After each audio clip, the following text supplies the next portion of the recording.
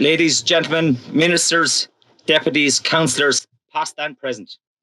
My name is John Radford.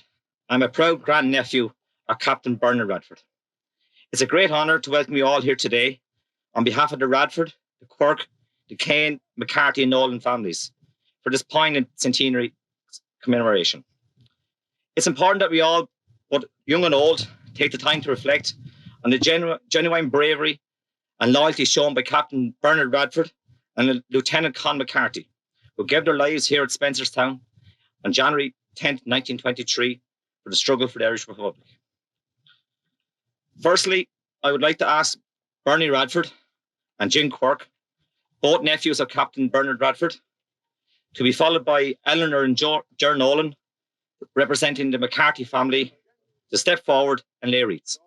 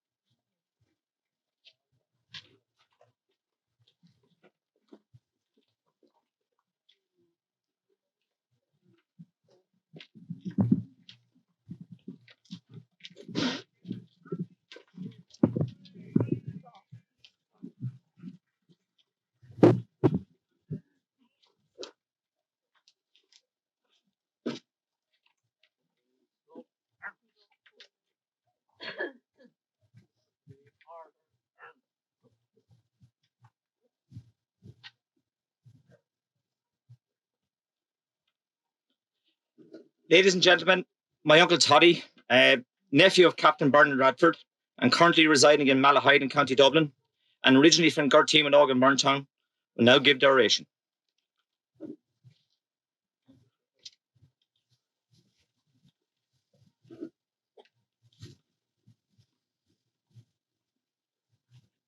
A bhálum fáilte, a chuir roimh tlán agus gáirde. Táimid an seo I gcuimhne báis tuigéiceach Captain Bernard Radford agus Cornelius McCarthy an trío Cathlán. Loch Garman Tas, Cut Spencerstown, Me Anner, Nadig, a Tree. Welcome members of all the families, Quirks, Kanes, the Radfords, the McCarthy and Nolan families, dignitaries and friends. You're all most welcome here, especially the younger generation.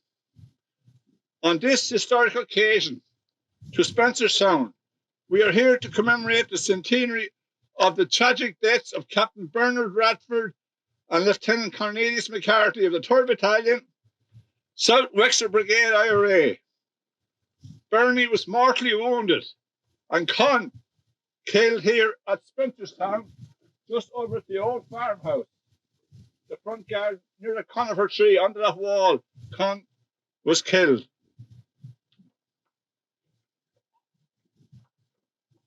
Now, the Civil War was fought between the Free State Army and the Irish Republican Army, the IRA, over the Anglo-Irish Treaty, which was signed at the end of the War of Independence between Ireland and Britain. The pro-treaty Free State supported the terms of the treaty, which meant the removal of the Irish Republic, and gave a sworn oath of allegiance to King George V of England. The anti-treaty IRA saw the treaty as a betrayal of the 32-county Irish Republic, declared by Paul Pierce at the GPO Dublin in 1916, and by the first Dáil Éireann on the 21st of January 1919. In commemorating our heroes Bernie and Con centenary, it should not be viewed as a regression to the bitter divisions of the past. Rather, at this historic time, it is right to remember and honour our patriots. These brave, young and courageous soldiers of the Republic who stood by their sworn allegiances to the first Dáil and the Irish Republic and sacrificed their lives for all of us to enjoy the gift of freedom.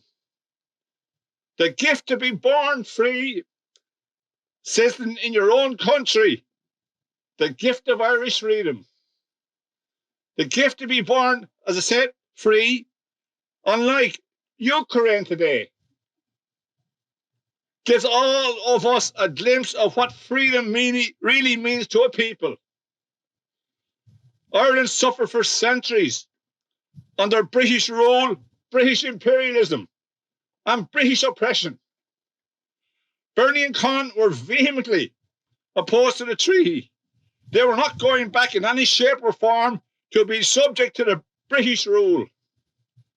Captain Bernie Radford was born in 1899 on the farm at Carthy, Morntown, to parents Bernard and Mary Radford. They were a family of 7 children: Jack, Dennis, Michael, Bernie, Margaret, Kane, Nee Radford, Tom, my dad, and Bridie Quirk, Nee Radford. Con McCarthy was born in 1898 in County Cork. He was the second eldest member of Charles and Kate McCarthy. 5 of their 7 children were born in Cork. Charlie, Con, Agnes, better known to all of us when we're growing up as Ag, Margaret and Michael. Patrick and Eileen were born in Morntown. The father, McCarthy, moved to Morntown village with his family in the early 1900s. Charles bought a pub and a grocery business with land attached. The Radford and McCarthy brothers were keen and active sportsmen in their youth, especially in the GAA. They figured prominently with Morntown GAA clubs as runners-up in the Wexford County Junior Football and Hurling Championships of 1914 and 1918. After the Civil War in the late 1920s, a remarkable event took place when players from the anti-tree and pro-tree came together, putting aside their differences to play for St. Vincent's GAA Club and won many senior titles. It was viewed as a great act of reconciliation by players and club in helping to heal the wounds and divisions of the Civil War in the South Wexford community. From 1917, recruiting and training of the volunteers and the founding of Sinn Féin clubs, the political wing of the IRA, was growing steadily. Bernie and Con joined the Irish Volunteers around this time. Sinn Féin were preparing for a very important election, the upcoming 1918 British general election. They won a landslide victory for a 32-county Irish Republic. Britain rejected Ireland's legitimate and democratic mandate, so much for British democracy. To achieve their objective, Republicans now knew they would have to fight for their freedom, or else be subject forever under British rule. On the 21st of January, the Irish Republic was declared when Sinn Féin elected deputies, founded a separate breakaway parliament in Dublin, naming it Dáil Éireann, the first Dáil as better known. On the 20th of August 1919, a motion proposed by Cathal Brugha, one of our great heroes of the War of Independence, and seconded by Terence McSweeney, who died on hunger strike, for a formal oath to be applied to all deputies and officials of the Dáil, and to all deputies and officials of the Dáil, and to the Irish Republican Army, to defend the Irish Republican Army and uphold and defend the Irish Republic, and the government of the Irish Republic also. The motion was carried. The IRA was now the legitimate army of the people, subordinate to Dáil Éireann. The War of Independence began on the 21st of January 1919 when two policemen were killed at Solihull Beg in County Tipperary. On the same day, the first Dáil Éireann met in the Mansion House in Dublin. In the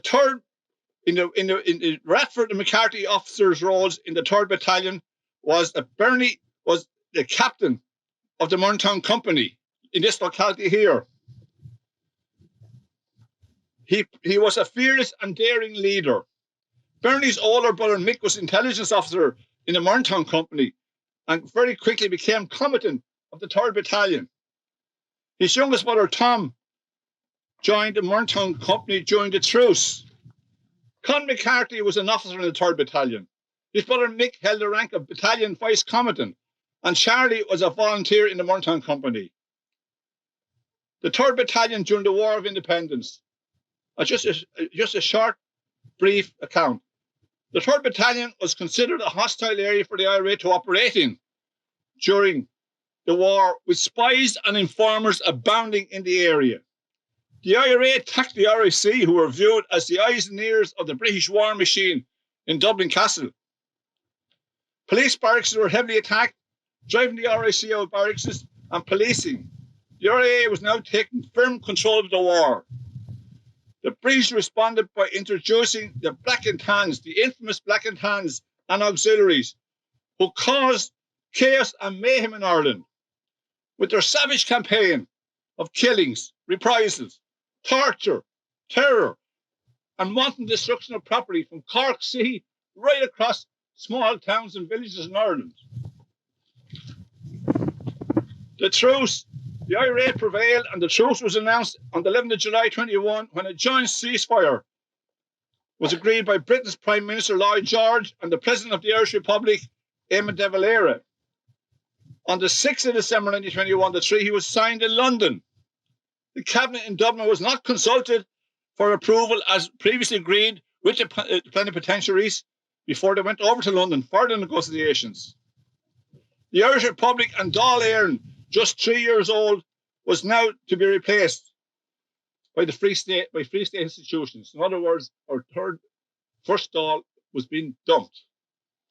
The treaty agreement meant the first Dáil Éireann of the Irish Republic 1919 was to be disestablished and replaced by the Irish Free State. The treaty involved a note of allegiance to the King of England, meaning Irish people would remain British subjects, not free citizens, as we have today. The British Royal Navy held the strategic ports of Bearhaven and Cove in County Cork and Lough Swilly in County Donegal. They were clearly holding on to our strategic ports. On the 7th of January 22, the treaty was ratified by a close vote, 64 to 57 votes. Over the Christmas period, the pro-treaty got strong backing and support from big business, the press, and surprisingly, elements in the Catholic Church. Valiant attempts were made by some former members who fought together so gallantly in the War of Independence to prevent a civil war. Tragically, the war with all its horrors burst upon the country on June the 28th, 1922, when the Free State Army attacked the Republican four-course garrison in Dublin at the bidding of the British. The British supplied arms and ammunition to the Free State Army. Churchill was prepared to supply to the state all weaponry and ammunition resources necessary to defeat and put down the anti-treaty IRA. In County Wexford on July the 2nd, 1922, at the beginning of the Civil War, Commandant Mick Radford led a column of the 3rd Battalion in attacking Enniscorthy Castle, the headquarters of the Free State Army. The castle fell to the Republican forces led by Ernie O'Malley and his South Tipperary column, and a column of escapees from the four-course garrison in Dublin, including Sean Lamass, who became Fianna Fáil Taoiseach in 1959. After a period of engagements, including an attack on Wexford military barracks, the 3rd Battalion broke up into flying columns. Bernie was appointed captain of the Mornington Active Service Unit. Con McCarthy was attached to the Bridgetown. In mid-August 1922, Con and later Bernie were arrested and held prisoners at Wexford Barracks.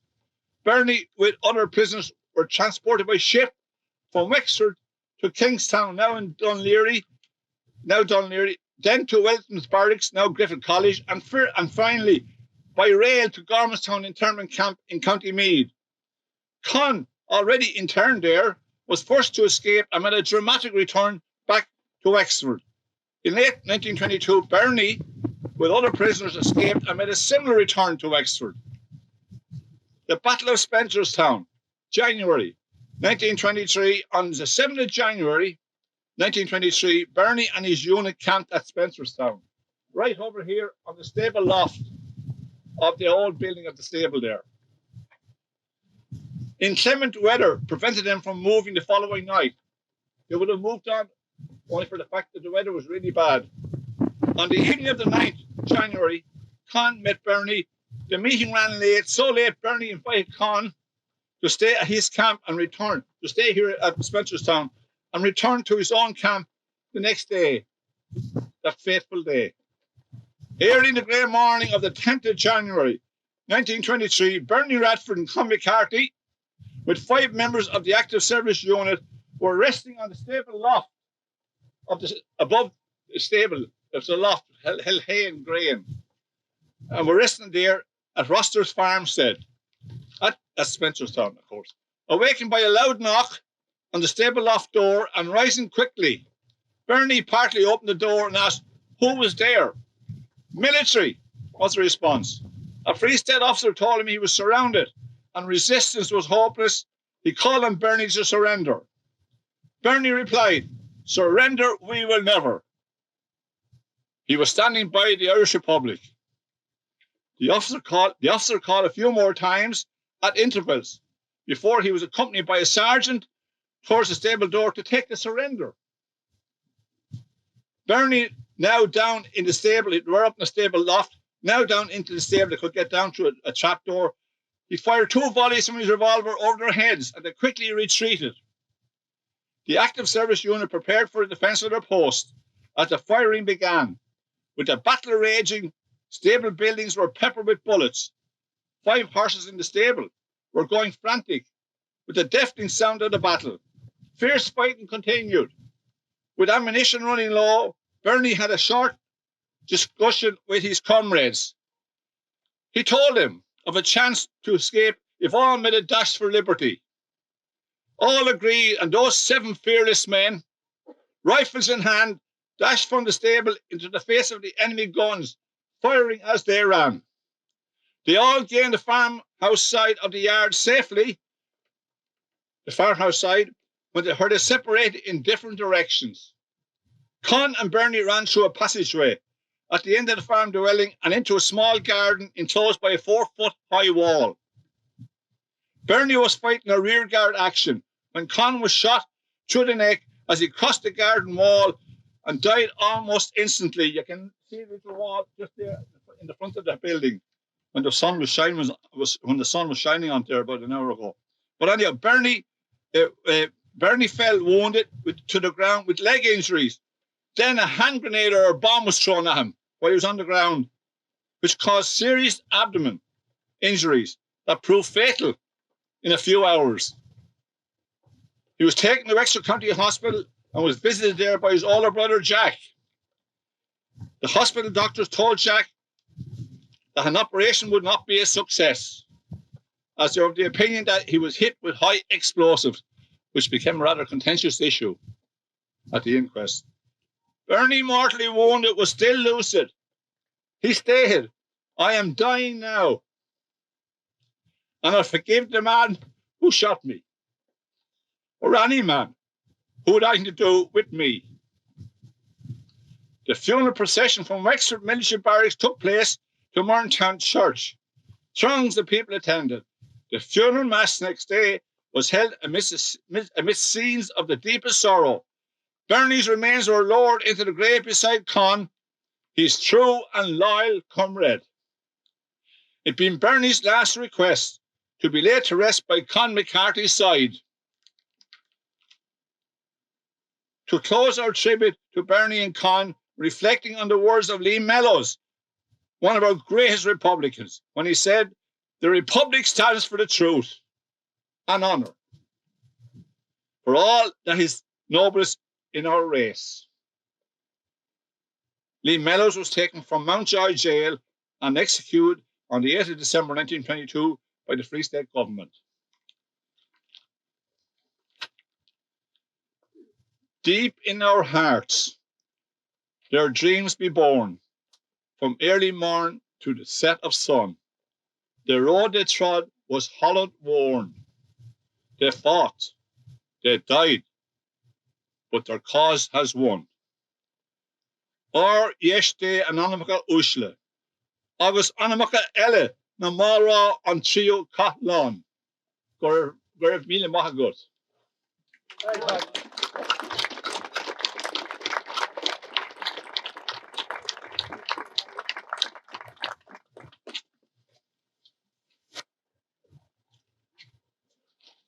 Thank you, Toddy. That was fantastic to get such factual and detailed. So thank you very much. The Morntown Heroes was a song written by the late Jimmy Kane from Ballycogley and adapted by Martina Kane about the brave men who showed such loyalty to the cause. It's a great pleasure to welcome Martina, Paula and Nicola Kane, grandnieces of Captain Radford, who will be accompanied by their Radford Savage siblings, Joe, Peter and Kate, great-grandniece and nephews of Captain Radford, to sing the Morntown Heroes.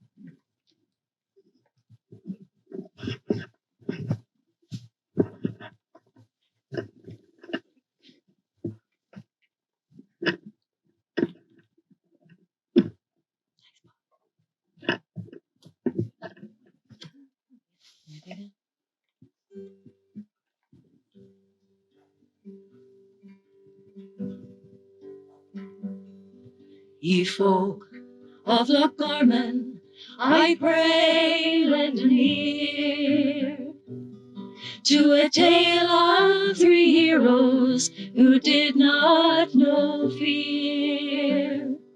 In a fight for our island, they stood side by side in an uncivil war that would wreck and divide. For all on this island they took up a stand for their fathers who farmed it by horse and by hand. The Gertine Minogue Radfords, brothers Michael and Ben, with brave Con McCarthy, neighbour, comrade and friend.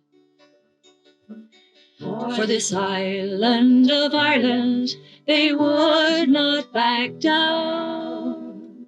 How noble these young men not to bow to the crown. On a cold winter's day, 1923, in a Spencerstown farmyard, they would not agree to surrender themselves, surrender the cause, to banish the Saxon and cruel British laws. Guns opened fire, the ambush was planned. Our young boys lay dying by the Free Staters' hand. When they shot our young brothers, was it all in vain? Young souls in heaven, a mother's worst pain. In our prayers we remember, in our hearts they remain. Heroes Mick, Ben and Con in the Patriot game.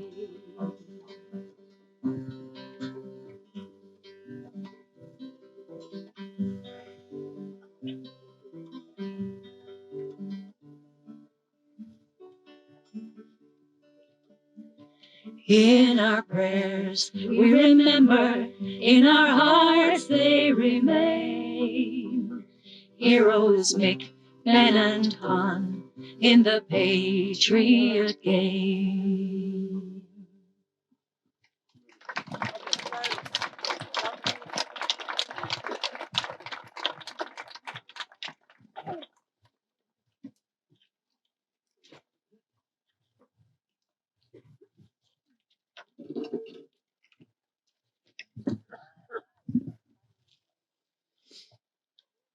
That was absolutely fantastic. A great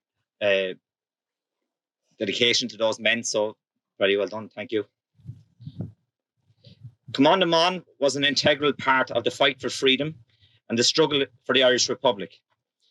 I am delighted to introduce Marguerite Radford, grandniece of Captain Bernard Radford, and her son Fiach Radford O'Brien of Clontarf, Dublin, and originally from Hodges Mill in Pearsestown, to convey this and the sentiment and the history of this valued organisation.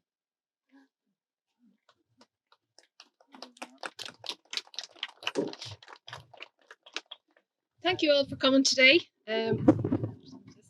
It's so great to see so many people here on a chilly January afternoon, and it's really wonderful to have so many young people here too, the next generation.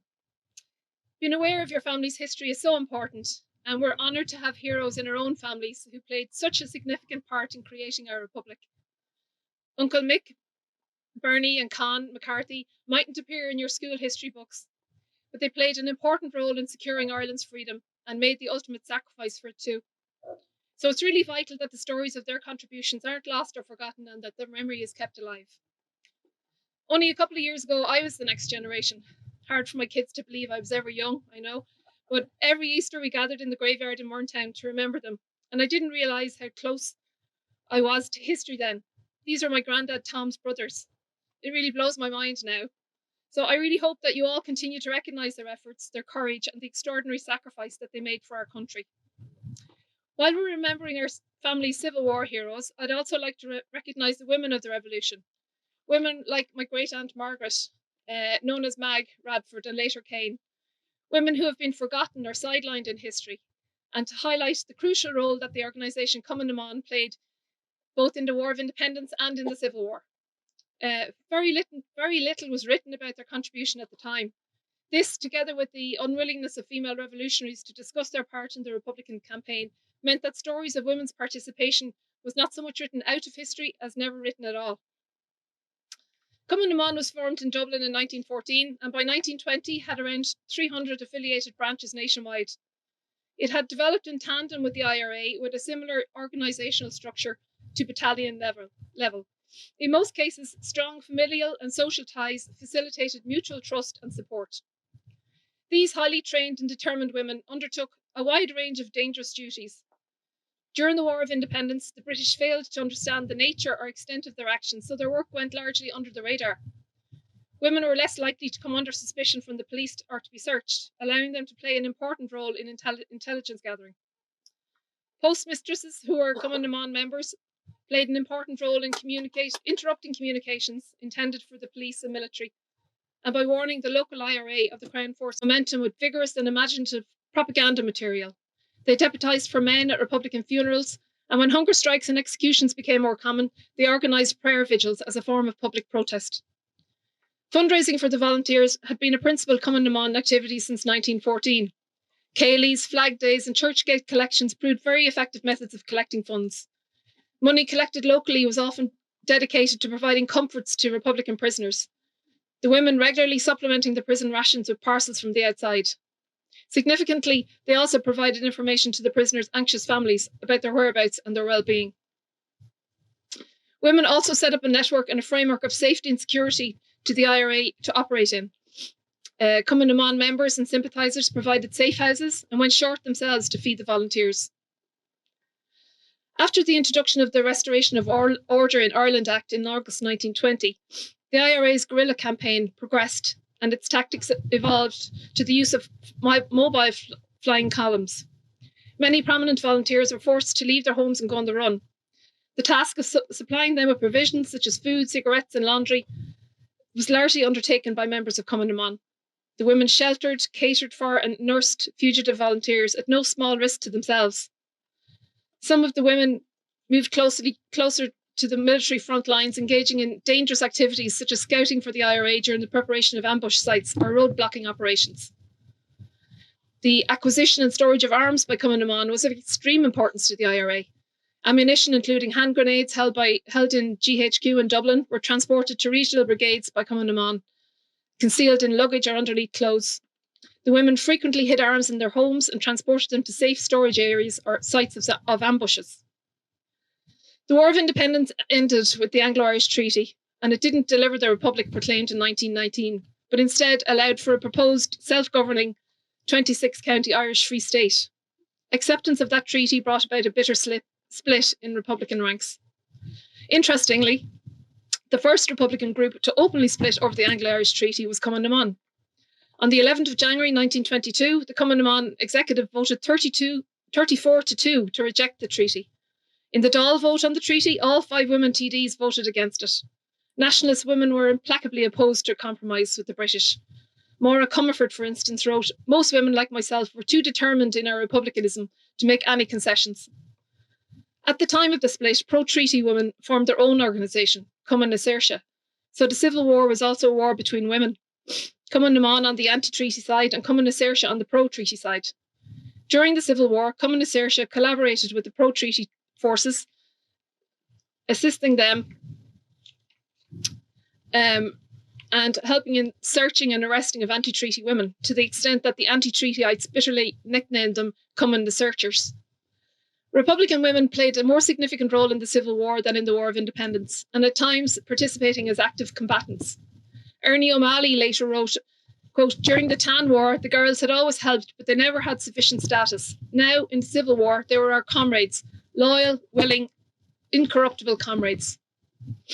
As I mentioned earlier, the parallel strength of both organisations reflected the fact that Cumann na mBan and IRA leaders at local level often came from the same family. And this was certainly the case in the 3rd Battalion, South Wexford Brigade. We know that Uncle Mick Radford was commandant of this battalion and Bernie was captain. Cumann na mBan's battalion was divided into 3 branches: Bridgetown, Baldwinstown and Broadway, and we believe it was the Broadway branch that our Aunt Mag was affiliated to. Even though she's not listed in the military archives, this was the case for many Republican women, and their reasons were varied. Some refused to apply for pensions, and therefore their participation was not recorded or even recognised afterwards. Cumann na mBan was banned in 1923, and over 500 of its members were imprisoned during the Civil War. Many of the women who were in Cumann na mBan remained silent about their roles, and of course, finding records which reveal the work and contribution of women, especially those outside the leadership, has proven to be very difficult. Cumann na mBan was the most overt vehicle for women's participation in the formation of our republic. They played a crucial yet underappreciated role, but in recognising their contribution now, we can acknowledge and recognise the huge importance their participation made in the formation of the state. So to conclude, I'd love to encourage the young people, and particularly the young women and the girls here today, to take from your aunt's example. Get involved in issues that are important to you. Become engaged. Make sure your voice is heard. Remember, it wasn't that long ago we couldn't vote, had to give up work when we married, or had no bodily autonomy. You're the future of this republic. You're Manana Heron.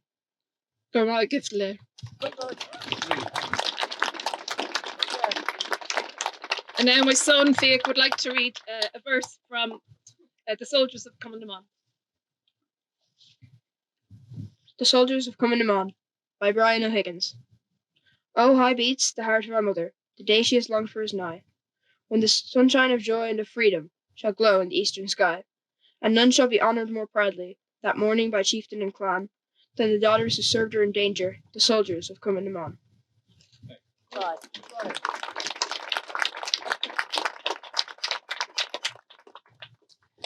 Many thanks, Mag. Many thanks, Fiach, for your great portrayal of Cumann na mBan.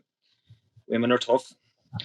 I'd now like to ask my first cousin Hazel Radford, our team at Burntown, and grandniece of Bernard Radford, to read out the proclamation as signed by the 7 signatories: Thomas J. Clark, James Connolly, Sean McDermott, Thomas McDonough, Patrick Pearce, Joseph Mary Plunkett, and Eamon Kent.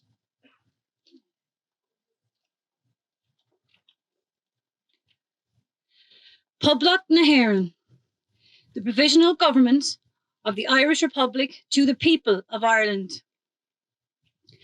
Irish men and Irish women, in the name of God and of the dead generations from which she receives her old tradition of nationhood, Ireland, through us, summons her children to her flag and strikes for her freedom.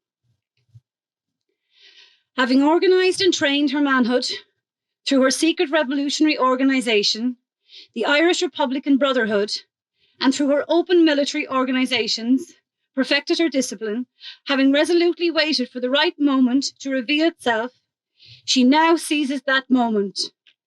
And supported by her exiled children in America and by gallant allies in Europe, but relying in the first on her own strength, she strikes in full confidence of victory. We declare the right of the people of Ireland to the ownership of Ireland and to the unfettered control of Irish destinies to be sovereign and indefeasible. The long usurpation of that right by a foreign people and government has not extinguished the right, nor can it ever be extinguished, except by the destruction of the Irish people. In every generation, the Irish people have asserted their right to national freedom and sovereignty. 6 times during the past 300 years, they have asserted it in arms. Standing on that fundamental right, and again asserting it in arms in the face of the world, we hereby proclaim the Irish Republic as a sovereign, independent state. And we pledge our lives and the lives of our comrades in arms to the cause of its freedom, of its welfare, and of its exaltation among the nations. The Irish Republic is entitled to, and hereby claims, the allegiance of every Irish man and Irish woman. The Republic guarantees religious and civil liberty, equal rights and equal opportunities to all its citizens, and declares its resolve to pursue the happiness and prosperity of the whole nation and of all its parts, cherishing all the children of the nation equally, and oblivious of the differences carefully fostered by an alien government which have divided a minority from the majority in the past. Until our arms have brought the opportune moment for the establishment of a permanent national government, representative of the whole people of Ireland, and elected by the suffrages of all her men and women, the provisional government, hereby constituted, will administer the civil and military affairs of the Republic in trust for the people. We place the cause of the Irish Republic under the protection of the Most High God, whose blessing we invoke upon our arms, and we pray that no one who serves that will cause dishonour by cowardice, inhumanity, or rapine. In this supreme hour, the Irish nation must, by its valour and discipline, and by the readiness of its children to sacrifice themselves for the common good, prove itself worthy of the august destiny to which it is called.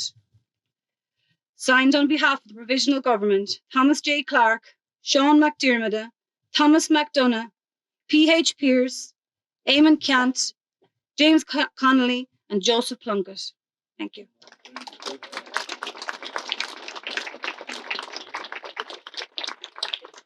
Many thanks, Hazel. I'd now like to Mary Radford O'Rourke from Carthy in Wexford and originally from Garteamnog, Murntown, niece of Captain Bernard Radford, will now lead us all in a decade of the Rosary Oscoilga.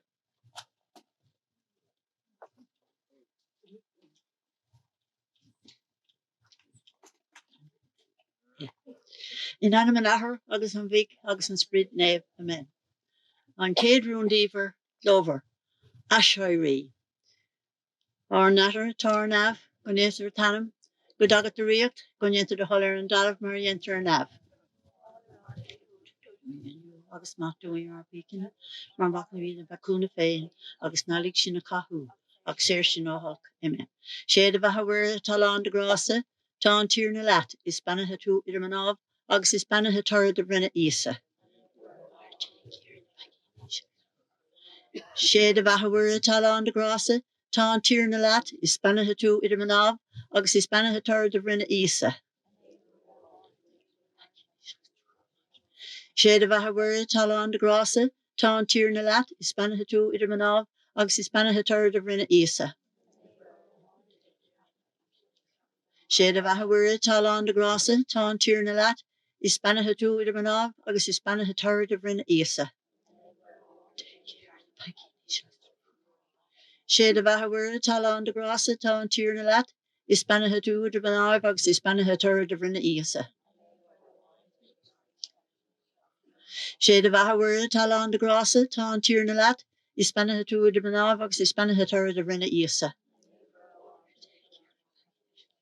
Shade of Ahawara, Talan de Grassa, Tan Tir Nalat, Ispanahatu Idermanov, Ox Ispanahatur de Rina Isa.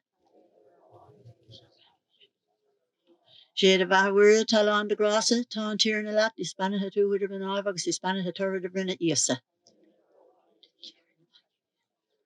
Shade of Ahawara, Talan de Grassa, Tan Tir Nalat, Ispanahatu Idermanov, Ox Ispanahatur de Rina Isa.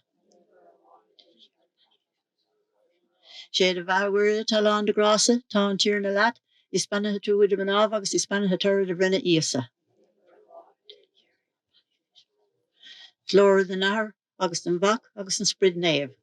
Marvi ar douche, mar tafos, agus mar veg na sail, amen. A hirna, gen trocra orha. In an manahar, agus an vic, agus an Sprid Nave.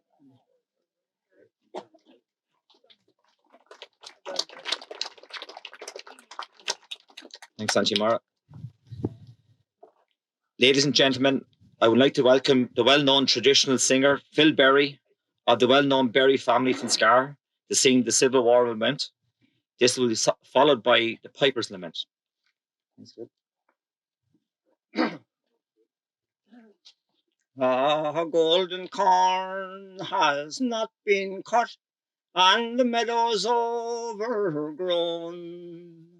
And from the moors of Gurteen Crin, the pheasant cock has lately flown. The soft red apples lie despoiled on my mother's orchard ground, and the setting sun, its short day done, casts shadows all around. The old folks tend the pastures now, for the young men have all gone to fight with grief, for their belief 'twas a bitter feud and long. My brother with his Thompson gun faced me across the moor, and against God's will I shot to kill, my sorrow will endure. At the crossroads where the dancing feet sent echoes down the lane are silent now, and many is the brow is creased with grief and pain. Oh, who will cross the wide divide and take my brother's hand? Or who was with him when he died by the slain his shifting sands? How can we heal this bitter rift that separates us now? For friend fought friend unto the end, 'twas a bitter fight, and how can hate and fear of yesteryear diminish in our minds? Oh, the Civil War was a cruel war to break the tie that binds. But the ash tree lives, and its seedlings give a hope to boy and man. And the GAA once more held sway in the fields where the hurlers ran. And the verdant spring a hope did bring, and the fields were tilled again. and the carefree sounds from the hurling ground send echoes down the lane. Lovely.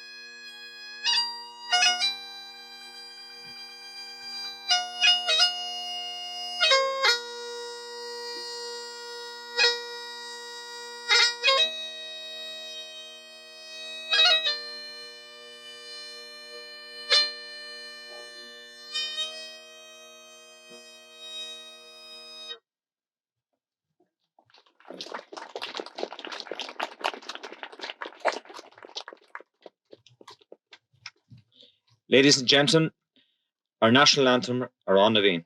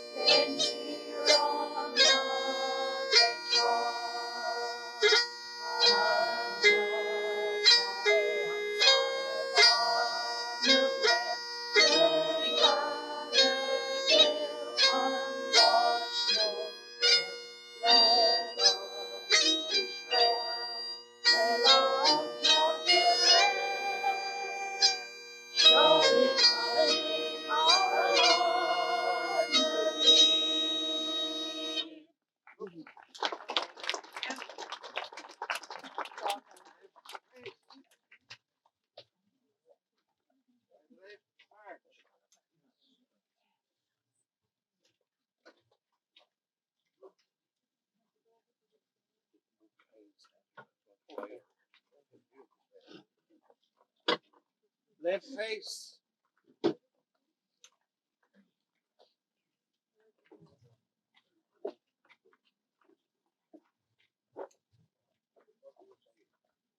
Prepare to load.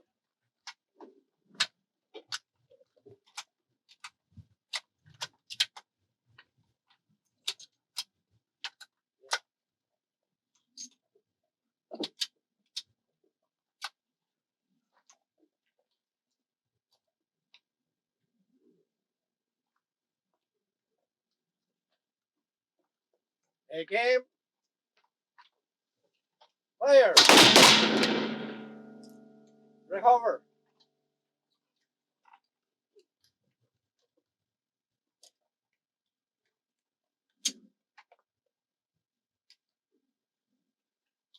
Company.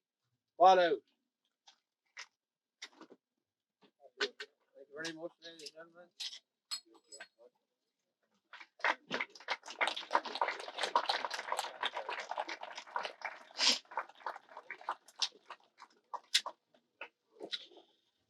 On behalf of the Radford, Cork, Kane, McCarthy, and Nolan families, I would sincerely like to thank you all for attending this important and historic centenary commemoration. We have a few people we would like to thank. Particularly like to thank the Fogarty family for facilitating us today to have this commemoration on their farm here, either side of the road. So many thanks to those people, and thank you. We'd like to thank our generous sponsors who have contributed in various ways. Many thanks to An Garda Síochána and our several stewards who have assisted here today and have made the thing run so smoothly. I'd like to thank Ray Murphy and his party. Many thanks, Ray. It's very much appreciated.